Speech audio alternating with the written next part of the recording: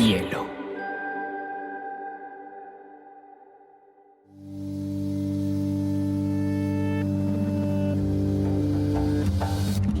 Coincide con la noción de estilo tal como se define en el diccionario. La lectura debe ser una de las formas de la felicidad y no se puede obligar a nadie a ser feliz. Pero no tengo idea de lo que va a suceder después. Entonces un libro debe describir esa situación. Y digamos que el cuento se escribe así. Y a mí la cosa más importante que me ha pasado en la vida ha sido aprender a leer una pizca de exageración en esa frase.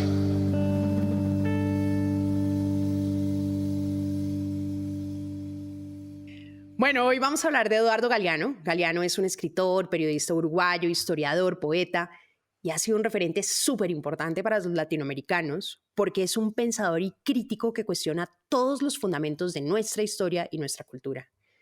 Tiene además todo tipo de críticos, por lo que ha sido muy difícil como clasificarlo en un solo género literario. Eso sí, la mayoría de sus textos son críticos, son reflexiones agudas, textos además muy fuertes, de esos que a uno le sacuden el alma, pero que no necesitan ni artificio ni adjetivo, sino que con bastante claridad te mueven el piso. Ahora, también tiene una parte súper melosa y romántica. Por eso, la verdad, si no tuviera ese lado, no me gustaría tanto. Este uruguayo nació en los 40 de una familia como clase media alta, culta, católica. Su papá era alemán y desde muy joven empezó a trabajar como en oficios de ciudadano de a pie, por lo cual su narrativa pues entiende esta visión del mundo, ¿no? Fue obrero de fábrica, mensajero, mecanógrafo, cajero de banco, pintor y hasta dibujante. De hecho, acá les tengo un tip, varios de sus textos los acompaña con sus propios dibujos, porque él en realidad quiso ser o futbolista o dibujante. Pero en el caso de dibujante decía que había como un abismo enorme entre lo que él se imaginaba en la cabeza como dibujo y lo que él dibujaba efectivamente. Entonces prefirió dedicarse a las letras. Y en el fútbol tampoco le iba muy bien, entonces pues las letras fueron. Hay un libro que es muy famoso, seguramente ustedes lo conocen, que es el libro de los abrazos. Y en ese es donde más dibujos hay de él. Hay muchos dibujos de él y otros del mexicano José Guadalupe Posada. Este pelado cuando tenía 19 años, se llamaba Eduardo Germán María Hughes Galán. Sí, todo ese nombre era de él. Entró en una crisis existencial así y trató de quitarse la vida con pastillas. Charles Bukowski, que es este poeta maldito que seguramente también han oído nombrar, decía que la tristeza es causada por la inteligencia. Porque cuando más entiendes ciertas cosas, más desearías no comprenderlas. Eso seguro le pasaba a Galeano.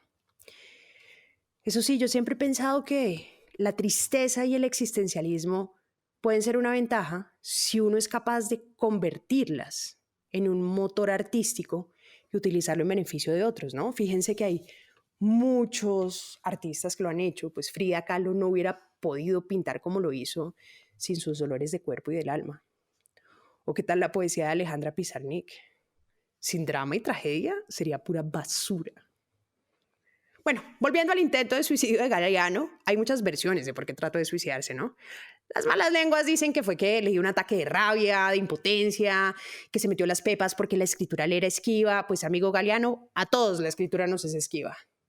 Pero bueno, ya no ni sabremos porque el man ya se murió y pues ya no podemos preguntarle. El caso es que el pelado sobrevivió y desde entonces ahí sí empezó a firmar como Eduardo Galeano y utilizando solo su apellido materno y quitándose el extranjero del papá alemán. Él se burla bastante de los que creemos que claro, que se quitó el apellido de alemán para verse más criollo. Pero el punto no es porque se quitó su apellido de alemán, sino que renació como ese legendario Eduardo Galeano que hoy todos en día conocemos. Este escritor es muy radical.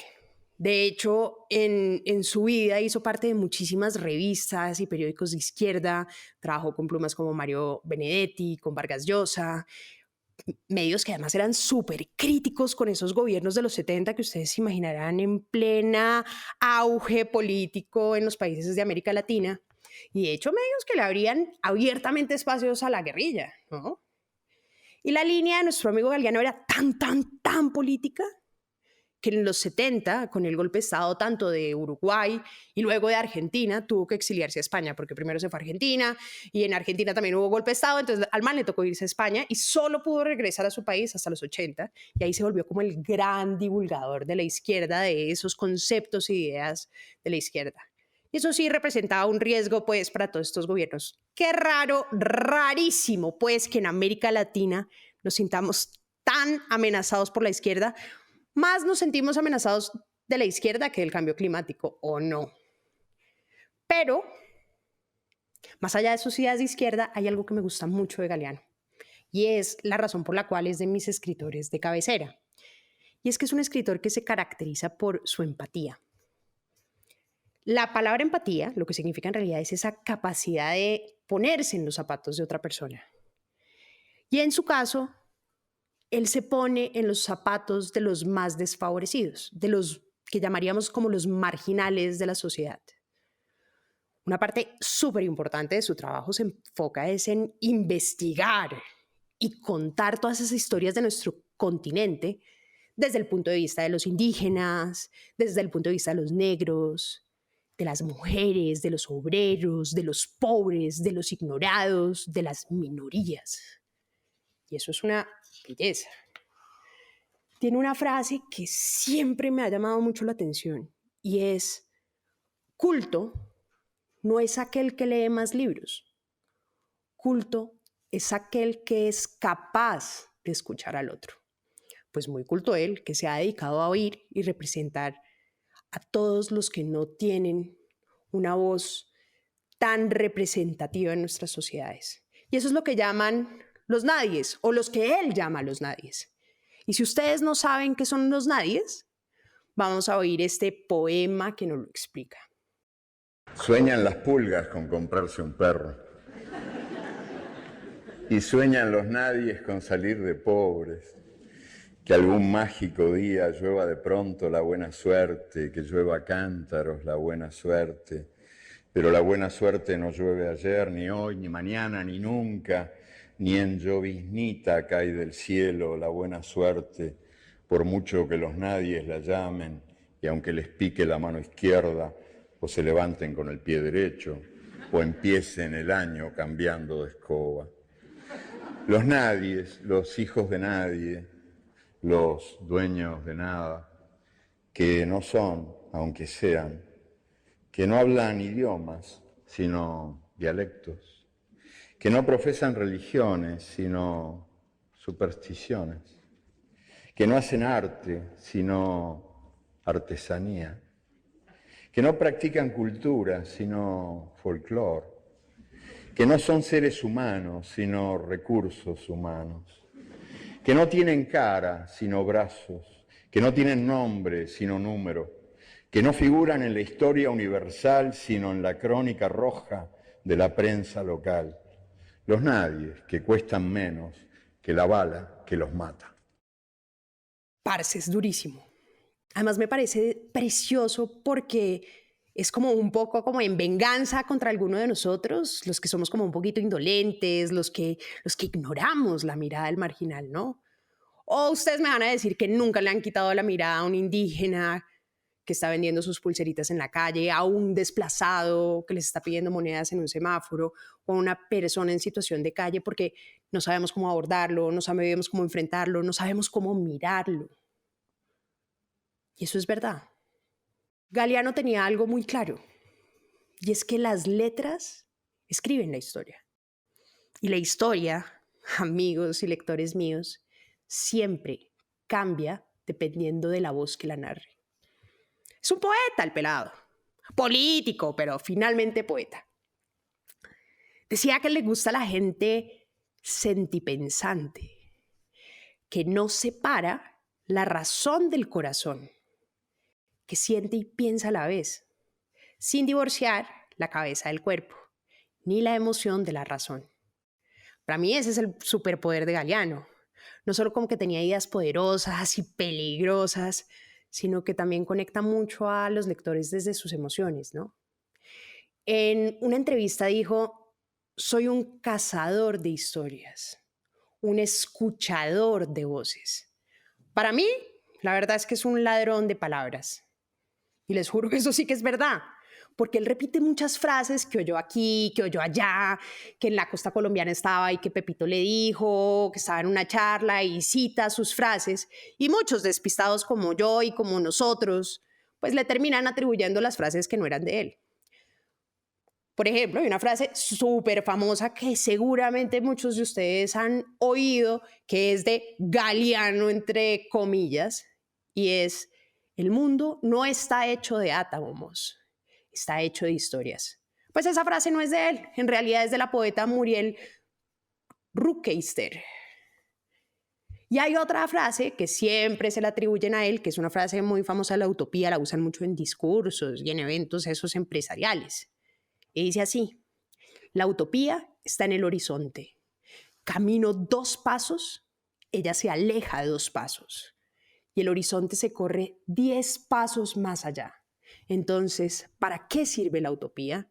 Para eso, sirve para caminar. Súper bonito. Pero esa tampoco es de Galeano. Es del cineasta Fernando Birri, con el que además hizo un documental muy enfocado en estos desfavorecidos. Y obviamente él toma prestadas estas frases, las empieza a decir en una que otra entrevista y todo el mundo se las termina atribuyendo. Por eso no les digo, es un ladrón de palabras. Esa es una buena definición, porque además retoma casi muchas de sus reflexiones, de los mitos, de las frases. Son ideas que él va recogiendo, les va dando un nuevo significado, las va enmarcando y las va construyendo como en su propia narrativa. Pero creo que es válido. ¿Saben? Como si estuviera como armando con sus libros y sus textos como un museo lleno de historias. Un museo, no sé, un museo vivo que respira con cada lectura, con las otras versiones de nuestra historia que es importante que conozcamos y que generalmente no es la que nos han presentado en el colegio, en la universidad, nuestros abuelos, porque tenemos otra versión de la historia tal vez de los privilegiados. Tiene además otra característica que me encanta. Es un súper actor. Miren, uno lo ve, por ejemplo, uno lo busca en YouTube, en las entrevistas y en el público, y cuando lee sus textos les pone un sentimiento, le da sentido a cada frase, a cada palabra, pone silencios estratégicos en la frase, le da como interpretación puro de actor de teatro. Y obviamente mientras leía sus textos o mientras hablaba también con estos periodistas o entrevistadores, siempre buscaba como cómplices con su mirada. Por ejemplo, oigan este texto y díganme que no se les pone la piel de gallina. ¿Qué tal si deliramos por un ratito? ¿Qué tal si clavamos los ojos más allá de la infamia para adivinar otro mundo posible? El aire estará limpio de todo veneno que no provenga de los miedos humanos y de las humanas pasiones. En las calles, los automóviles serán aplastados por los perros. La gente no será manejada por el automóvil, ni será programada por el ordenador, ni será comprada por el supermercado, ni será tampoco mirada por el televisor. El televisor dejará de ser el miembro más importante de la familia y será tratado como la plancha o el lavarropas.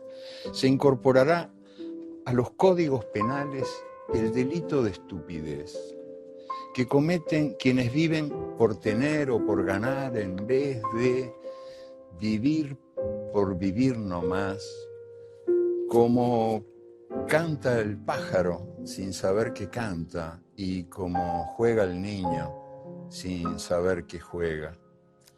En ningún país irán presos los muchachos que se nieguen a cumplir el servicio militar, sino los que quieran cumplirlo. Nadie vivirá para trabajar, pero todos trabajaremos para vivir. Los economistas no llamarán nivel de vida al nivel de consumo, ni llamarán calidad de vida a la cantidad de cosas. Los cocineros no creerán que a las langostas les encanta que las hiervan vivas. Los historiadores no creerán que a los países les encanta ser invadidos. Los políticos no creerán que a los pobres Les encanta comer promesas. La solemnidad se dejará de creer que es una virtud. Y nadie tomará en serio a nadie que no sea capaz de tomarse el pelo. La muerte y el dinero perderán sus mágicos poderes y ni por defunción ni por fortuna se convertirá el canalla en virtuoso caballero. Sus textos suelen ser muy cortos, punzantes, demoledores. Ustedes cogen un libro de Galeano, o la mayoría de sus libros, y uno ve un parrafito, media página, una página, pero pucha si tienen contenido cada uno de esos parrafitos. Y lo utiliza mucho con datos, con hechos, con contenidos muy críticos, pero de un hombre además que ha estudiado muchísimo, que ha investigado muchísimo, que ha hablado con muchísima gente. Casi que uno podría decir que es como un cronista, ¿no? Como que observa e interpreta la realidad como en función de su óptica. A ese man sí que se le nota a leguas todo ese conocimiento de historia, de literatura, pero tiene una habilidad y es que como es periodista, sabe usar las herramientas del periodismo para expresarse, para que cualquier persona del común lo entienda, para que cualquier ciudadano lo entienda cuando lee esos textos. Porque si hay algo que le obliga a uno al periodismo es a ser sencillo y eficaz con la comunicación directa. Hay uno, por ejemplo, de los temas más interesantes que él trabajó y que lo utilizan mucho y que por eso se convirtió en un ídolo del feminismo en Latinoamérica, es que habló mucho de las mujeres, fue uno de los grandes defensores de las mujeres. Tiene de hecho un librito que se llama Mujeres, en el que las protagonistas son mujeres de la historia que han sido borradas, que han sido criticadas, que han sido además apartadas de la sociedad. Y cuenta en pequeños relatos cómo esas mujeres salían de ese lugar establecido en el que nosotras deberíamos estar. Cuenta sus luchas, cuenta sus hazañas, cuenta cómo salían como de la regla. Y pasa por Marilyn Monroe, por Eva Perón, por Alfonsina Storni, por Rigoberta Menchú, pues por muchísimas, muchas que son anónimas y otras que hicieron parte como de esos colectivos de las guerreras de la Revolución Mexicana o las luchadoras de la Comuna de París. Ilustres desconocidas, como dirían, o reconocidas, que lo que hicieron en realidad fue abrirnos camino a nosotras, abrirnos oportunidades para que hoy, como mujeres, podamos ejercer muchos de los derechos que podemos ejercer y las libertades que tenemos. Pero además es muy crítico con el machismo, siendo hombre, ¿no? Y la violencia de género creo que además ha sido tan recurrente en nuestras sociedades, no solo latinoamericanas, sino en general todas. Y también tiene este textico que me parece muy simpático. Hay criminales que proclaman tan campantes: la maté porque era mía. Así nomás, como si fuera cosa de sentido común y justo de toda justicia el derecho de propiedad privada que hace al hombre dueño de la mujer. Pero ninguno, ni el más macho de los supermachos tiene la valentía de confesar: la maté por miedo. Porque, al fin y al cabo, el miedo de la mujer a la violencia del hombre es el espejo del miedo del hombre a la mujer sin miedo. Esa frase me encanta, porque, ¿saben? Yo siempre he pensado que uno de los problemas de la educación que le dan a los hombres es que no les enseñan a lidiar con emociones, o no está permitido que ellos sientan, que ellos lloren, y al no tener la capacidad de entender, interpretar, comunicarse a través de emociones, muchas veces esa falta de comunicación puede terminar expresándose en violencia. Y si me preguntan a mí, yo le atribuiría no solamente a la barbaridad, la violencia, sino también a esa educación muy sesgada que se le ha dado a los hombres en nuestras culturas, el tema de la violencia de género. Entre muchas otras cosas, por supuesto, pero creo que es un indicador importante. Bueno, y para los melómanos, porque ustedes saben que todas las artes siempre están conectadas, les tengo unos tips cocteleros. Galeana, aunque no es tan conocida, también tiene como una fase musical. O sobre todo era una inspiración musical. Lo conversaba con uno de los lectores, un oyente de este podcast que se llama Marcelino, que es un súper melómano y cinéfilo de miedo. Y es que aunque no lo crean, el rap, el rock, la balada de América Latina utilizan la voz y los versos de Galeano. Por ejemplo, él tiene un textico que se llama El Viaje. Y ese es el preludio del disco multiviral de Calle 13, de los puertorriqueños, ¿no? Los grandes amigos de nuestro reggaetonero estrella. Ese es el álbum que tiene la canción de Calle 13 con Silvio Rodríguez, que es divina, que se llama Ojos Color Sol. Es una canción que me encanta porque es el tipo de canciones que prueban que hay canciones que pueden ser poesía. Y no todas entran en esa categoría, queridos amigos, lectores. Además, una relación de amistad muy, muy profunda con el cantante español Joan Manuel Serrat, que cogió el libro de los abrazos y cogió los textos La mala racha y Secreta mujer para hacer una versión musicalizada. Pero si les digo entre nosotros, la versión musicalizada no me gusta nada. Pero bueno, eso que quede acá entre ustedes. Bueno, y hay unos raperos colombianos que son más hipsters, que son los Petit Felas, y que tienen además en la canción Antes de morir la frase de las historias que les contaba que era de la poeta Muriel, pero que tiene una adaptación de Galeano y que ya es como: los científicos dicen que estamos hechos de átomos, pero a mí un pajarito me contó que estamos hechos de historias. Y bueno, sí, es cierto, la humanidad está hecha de historias, las religiones también. Ustedes me van a decir qué sería el catolicismo sin un Jesucristo que nace de una virgen, o qué sería el budismo sin Siddhartha, que es ese príncipe que se volvió mendigo para buscar la iluminación. Y las naciones y las culturas, todo está hecho de historia. Y nosotros, los humanos, también estamos hechos de historias, de las que contamos de nosotros, y bueno, también las que cuentan, evidentemente. Y bueno, pasemos a mi parte favorita, que es la de los cursis, la de los enamorados. Y los que quieren enamorar, obviamente, porque la fase poético-amorosa de Galeano es, por supuesto, mi favorita. Vamos a hacer un ejercicio que me pedía también una seguidora el otro día, que volviera a un ejercicio que hice alguna vez en Twitter, y es que abrí una farmacia poética. Y la gente me daba una situación y yo le ponía el poema. Bueno, entonces así funciona un poquito la farmacia poética. Yo les voy a pintar una situación o un estado emocional y les voy a buscar la frase de Galeano que funciona. Porque eso sí les digo que Galeano ha escrito tanto que para todo hay frase. Así que pillen pues para que se descresten. Pepito, el amigo, les va a presentar a fulanita. No, les dice que está enamorado, pero así en la mala, remala. Ustedes le sacan esta frase de Galeano: lo importante del amor es que sea infinito mientras dura. ¿Sí o qué? No solo quedan como unos príncipes, sino que seguro ni les entienden que lo que ustedes le dijeron es que esa vaina no va para ningún Pereira. Bueno, ahora les tengo otra frasecita. Están en una comida, así, quieren descrestar, van a brindar con vino, también se les tiene la frase: todos somos mortales hasta el primer beso y la segunda copa de vino. No, van a quedar como los más interesantes de la fiesta.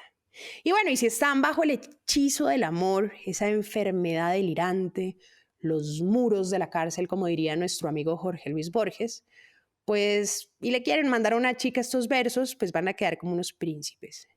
No consigo dormir, tengo una mujer atravesada entre los párpados. Si pudiera, le diría que se vaya, pero tengo una mujer atravesada en la garganta. De diabéticos, amigos míos, de diabéticos. Y bueno, y si tienen un ex, un amor furtivo, alguien a quien tuvieron así en el manguito por un tiempo, que les manda un mensaje diciéndoles que lo recuerda o que la recuerda, pues le pueden mandar esta preciosa definición que aparece además en la primera página de los libros de los abrazos, y es la definición de la palabra recordar.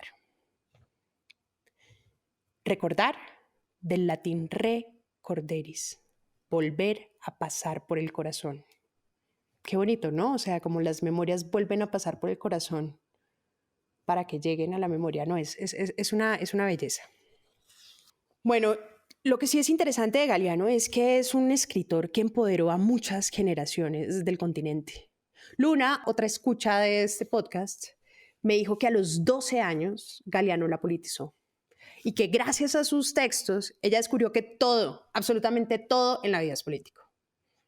Y la verdad es que me parece muy creativo y original para mostrar esa ambigüedad que hacen sus textos de mostrar las cosas como son y las cosas como deberían ser, ¿no? Él tiene un concepto como a lo Superman del mundo bizarro, ¿no? Como que el mundo está al revés o las cosas en el mundo están al revés. Porque el mundo al revés nos enseña a padecer la realidad en lugar de cambiarla, a olvidar el pasado en lugar de escucharlo y a aceptar el futuro en lugar de imaginarlo. En la escuela son obligatorias las clases de impotencia, amnesia y resignación. Y algo que trata mucho de hacer Galeano con su obra es decirle a la gente, usted no tiene por qué resignarse, usted no tiene por qué aceptar las cosas como son. Y todo ese juego de palabras de su obra buscan ese despertar, esa conciencia. Sobre todo para nosotros que hemos crecido en una cultura en la que todos queremos ser europeos, todos queremos parecer europeos, hablar el inglés, hablar el francés, hablar el italiano, y que no nos ni siquiera dignificamos de valorar nuestras culturas indígenas. O sea, ¿cuántos de ustedes saben qué es Chiribiquete? Pero ¿cuántos mexicanos saben quiénes son los mayas? ¿No? A mí hay dos textos particulares que me encantan sobre la conquista de América Latina. Y siempre los pienso porque siento que lo que dice es absolutamente verdad. Miren, en 1492 los nativos descubrieron que eran indios, descubrieron que vivían en América, descubrieron que estaban desnudos, descubrieron que existía el pecado, descubrieron que debían obediencia a un rey y a una reina de otro mundo y a un Dios de otro cielo, y que ese Dios había inventado la culpa y el vestido y había mandado que fuera quemado vivo quien adoraba al sol y a la luna y a la tierra y a la lluvia que la moja. Y es una belleza porque claramente llegaron los españoles y mataron a toda nuestra cultura, mataron a los indígenas, la adoración de los jaguares, pero también pues en todo Centroamérica y América fue lo que sucedió, arrasaron con nuestro pasado. Y hoy en día ha sido muy difícil de recuperar, empezando porque no lo valoramos y no queremos aprender de él, que creo que es el primer paso. Esto es un legado muy clasista. No somos capaces de valorar nuestros orígenes. Nuestras raíces es lo más importante que tenemos y es un paso que deberíamos dar como sociedad. Tiene otro pedacito que me encanta, que está en su libro Los hijos de los días. Y habla un poquito como de todo lo que nos quitaron y todo lo que se llevaron. Vinieron. Ellos tenían la Biblia y nosotros teníamos la tierra. Nos dijeron, cierren los ojos y recen. Y cuando abrimos los ojos, ellos tenían la tierra y nosotros teníamos la Biblia. Es que es muy genial, es muy genial. Muy, muy, muy, muy brillante su juego de palabras, ¿no? Es curioso, pero conozco mucha gente que se ha tatuado el mapa de América Latina al revés, o sea, invertido, como guiño a Eduardo Galeano, puro tatuaje literato. Y pues fíjense que uno ya tatuarse es porque le despierta la conciencia. Galeano critica mucho ese mundo desde la injusticia social, desde el imperialismo, de las revoluciones, y profundiza mucho en las diferentes formas culturales de resistencia desde las letras y particularmente en la forma de pensar. Obviamente es la super mega representación de izquierda. Y sí, está bien, puede pasar por intelectualoide, pero me parece que eso no le quita para nada el esfuerzo de darle voz a quienes no la han tenido y hacerlo de una forma poética, sencilla, simple y desgarradora. Como esto, por ejemplo. Para tener aliento hay que tener desaliento. Para levantarse hay que saber caerse. Para ganar hay que saber perder. Y hay que saber que esa es la vida nomás. Y que te caes y te levantás muchas veces. Y algunos se caen y no se levantan nunca más, que en general son los más sensibles. Los más fáciles de lastimar, digamos, ¿no? La gente a la que más le duele vivir. La gente gente más sensible, es la más vulnerable. Y en cambio, estos hijos de puta que se dedican a atormentar a la humanidad viven vidas larguísimas, eso no se mueren nunca, porque no tienen una glándula que la verdad es que se da bastante poco, que se llama conciencia y que es la que te atormenta por las noches. No sé si lo han notado, pero a uno, como humano, pues hace parte de la naturaleza humana, le cuesta muchas veces leer pensamientos o ideas que son divergentes. De hecho, a uno le cuesta mucho trabajo conversar con personas diferentes. A mí eso fue lo que me pasó con Las Venas Abiertas, que es la Biblia latinoamericana, porque son pensamientos que, si bien yo entiendo que tienen toda la lógica, toda la formación, pues desde mi punto de vista pueden llegar a ser un poquito extremos, ¿no? Porque ya es como blanco y negro. Pero sigue siendo uno de los libros más importantes del continente. Es la historia, además de la economía, desde el punto de vista de la víctima, más no del ganador, que son obviamente los europeos. Es decir, las víctimas que somos nosotros, los que fuimos despojados, los que fuimos saqueados, los que fuimos maltratados.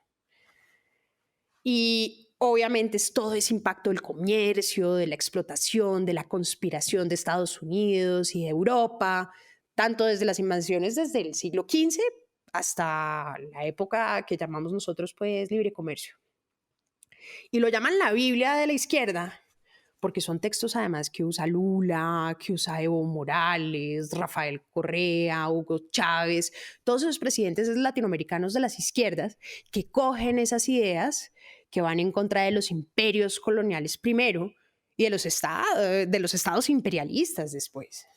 Hay una frase que me parece muy divertida y es: los latinoamericanos somos pobres porque es rico el suelo que pisamos, y evidentemente eso es lo que pasa, que se han robado nuestras tierras, que se han robado nuestros minerales, que se han robado nuestros contenidos.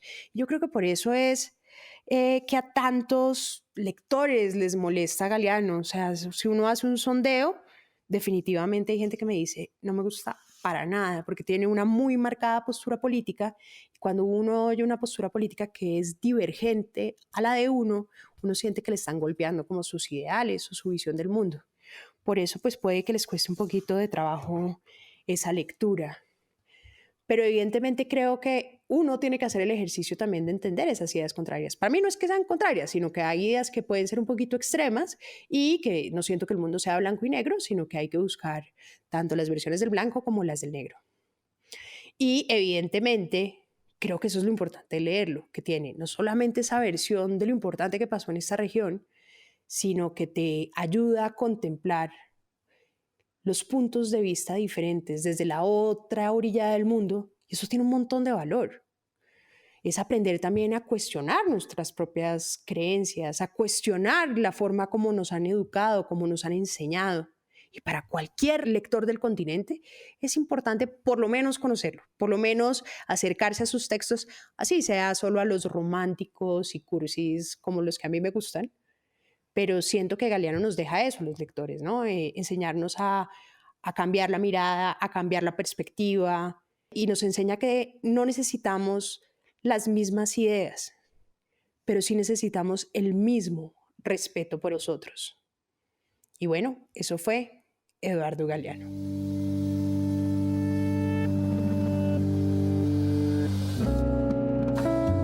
Este es un podcast para contagiar el amor por los libros, porque no hay mejor forma de incentivarlo que desde la divulgación.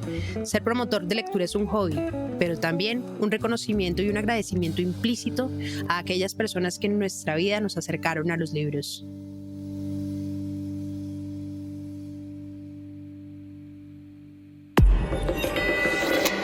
Hielo.